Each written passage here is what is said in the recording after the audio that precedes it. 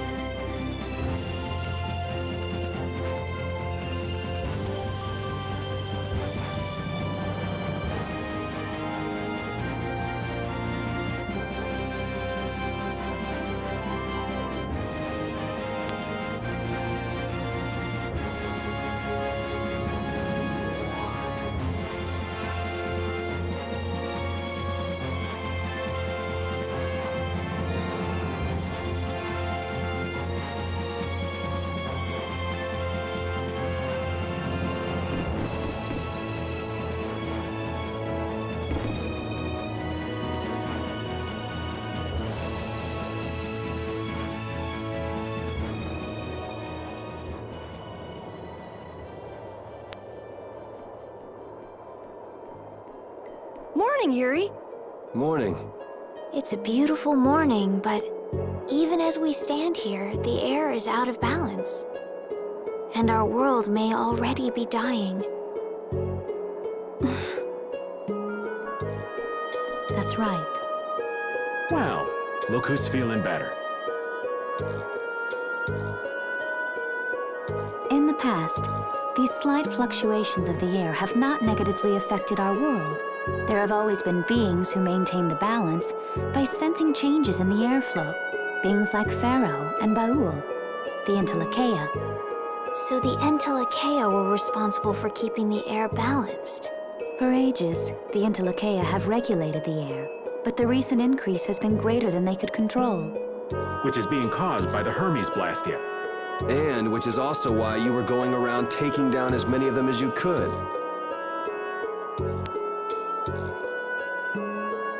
Yes, that was my mission. The path I walk with Baul, to whom I owe my life. The path you walk. Now some would even hunt the Entelexeia for apatheia. This has made the mission of the Entelexeia even more difficult. Why is everybody so crazy about these apatheia anyway? I'm afraid I don't have an answer. The air an Entelexeia absorbs becomes condensed within its body over time. When its life is at an end, that condensed air forms a crystal, an apatheia. That's all I know. I imagine Pharaoh could shed more light on the subject, though. So apatheia are crystals of concentrated air. If that's true and the energy could be extracted from the apatheia, it would be a source of overwhelming power, I'm sure. Could we really do that? I don't know. I bet somebody wants to use these things for the wrong reasons.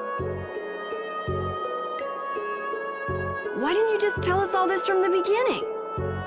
Seriously, we could have avoided all this trouble if you just talked to us. Am I wrong? Even if you had known, there are things not even you could have prevented. What do you mean? I showed up at Heliord because Baul had sensed a disturbance in the air. Where there was a disturbance, there was sure to be a Hermes Blastia. But what I found there was not a Blastia, it was a person. That had never happened before. So it wasn't like you were looking for Estelle in particular back at Heliord. Yet for some reason, Baul perceived Estelle as a disturbance in the air. I had to find out why. For the sake of the path I've chosen.